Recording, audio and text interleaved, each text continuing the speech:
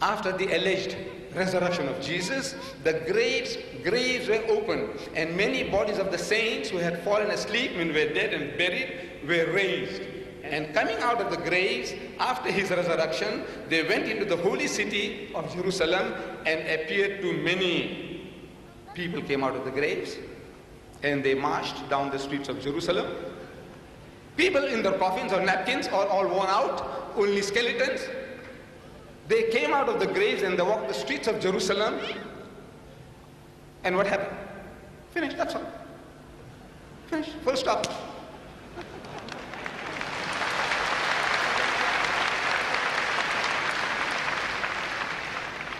Look, when people come out of the graves and walk the streets of Jerusalem, surely people saw. And that's news. That will become world news. You know that? If people from the graves come out in Birmingham, I tell you, it'll be world news. Walking the streets of Birmingham in the napkins. It'll be news. But out of the 27 books of the New Testament, only Matthew records it. Nobody else saw it. Nobody saw it. Nobody heard about it.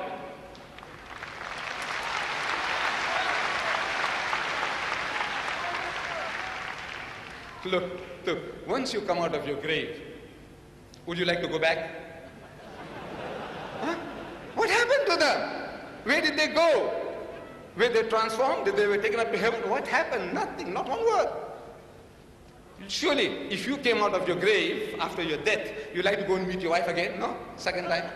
Have a second inning? No.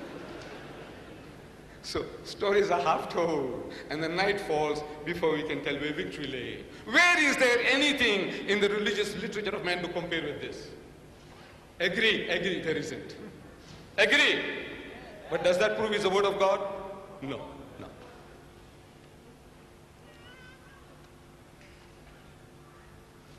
Stories are half told. I'm reading to you now from the book of Judges, a book in the Bible.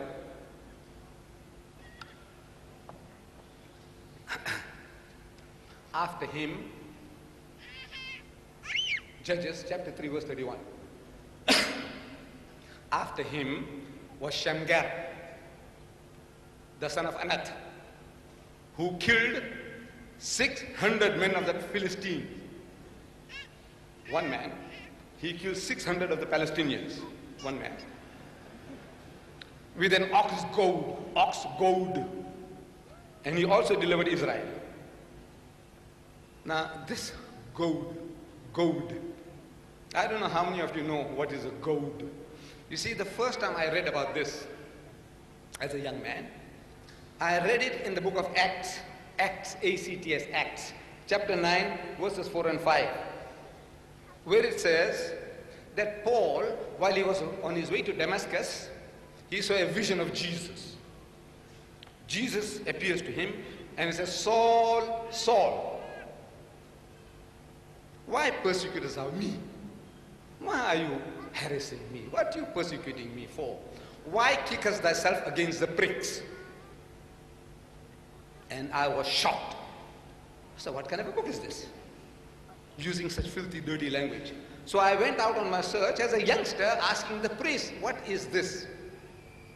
And the priests were helpless. They were helpless. They can't explain to me what is Jesus talking about, kicking against the... I won't repeat it. Now, in the Bible that Brother Shorrosh, he presented to me at the Royal Albert Hall, this beautiful Bible here, this is the 5th major revision. This Bible is the 5th major revision. Brother Shorrosh nods his head, it's true. 5th major revision. I didn't know. You see, I thought the King James Version, or in England they call it the Authorized Version, was the one of 1611. That it has been already through 5 major revisions. And they still call it King James. That's an anomaly. You see, in the time of King James, 1611, this Bible was brought together. Then they found there's something not altogether right, so they made a major change. Major. You understand English? Major, minor. Minor is small, major is big. It's not fiddly little things. Major. You see, this is like your great-great-great-grandfather. He made his last will and testament.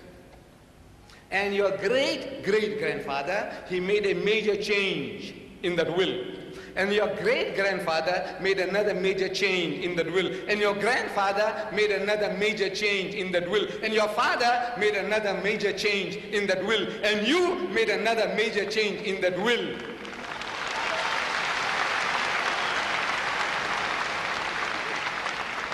And you're still insisting that this is the original last will and testament of your great-great-great-grandfather.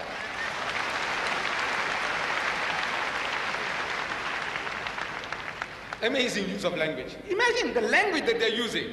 5 major changes, revisions, and they still say it is the King James Version. So in this major revision, they changed the word, that offensive word, to goad. Go and ask the Americans, what is a goad? When you go out, when you meet the Englishman, ask him, what is a goad? And believe me, he won't be able to explain to you, what is a goad?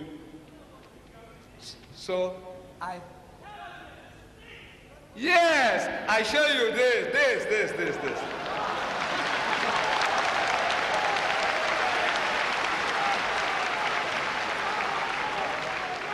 Sit down, sir. Thank you very much, my dear brothers and sisters. You see, to make it easy for my brothers and sisters who never heard the word, original word, they never heard the word goad, that this guy Shamgar, he used an ox goad. So I brought it for you.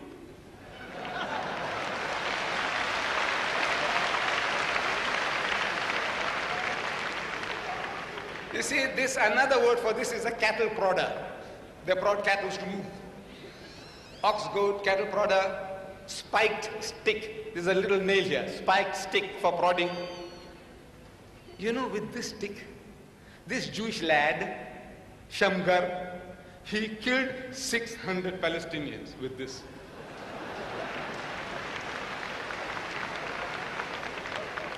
You know, you can't destroy 600 snowmen with this. You know that? This thing will break 600. It's a miracle, yes. This is the miracle. It's a miracle. We must accept that, you see, this is programming people. If one Jewish boy can kill 600 Palestinians, what were the Palestinians doing? Look, I said the fools, they couldn't run. They couldn't run for their life. What were they waiting? Where? And where did the fellow strike them with this to kill 600? 1, 2, 3, 4.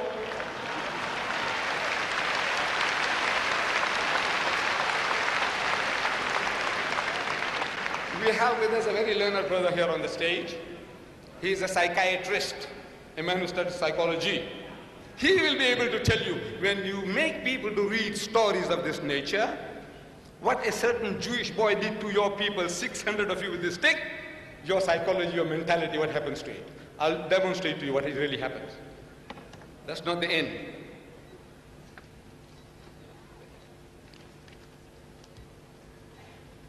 Then they tell us incredulous fairy tales. The book. It says here, another Jewish young man by the name of Samson. You heard about Samson and Delilah. You know the story that Cecil DeMille made famous, Samson and Delilah, David and Bathsheba. You know the stories, the films. This fellow Samson, I'm reading now this from the book of Judges, chapter 15, verses 15 and 16. He found a fresh jawbone of a donkey jawbone he found, fresh. He reached out his hand and took it and killed 1,000 Palestinians with the jawbone of a donkey. This is far more, because you see, our brother happens to be a Palestinian, he ought to know that this is now programming taking place. Look, beautiful. One Jewish boy with the jawbone of a donkey, he kills 1,000 Palestinians. I want to know what the Palestinians were doing. You know what's 1,000? 1,000 people you kill with the jawbone of a donkey, and what they'll do? I said, look, if these 1,000 people, they spat on him, the guy would have suffocated. You can't even spit. You can't even run. Then he says, it's a miracle.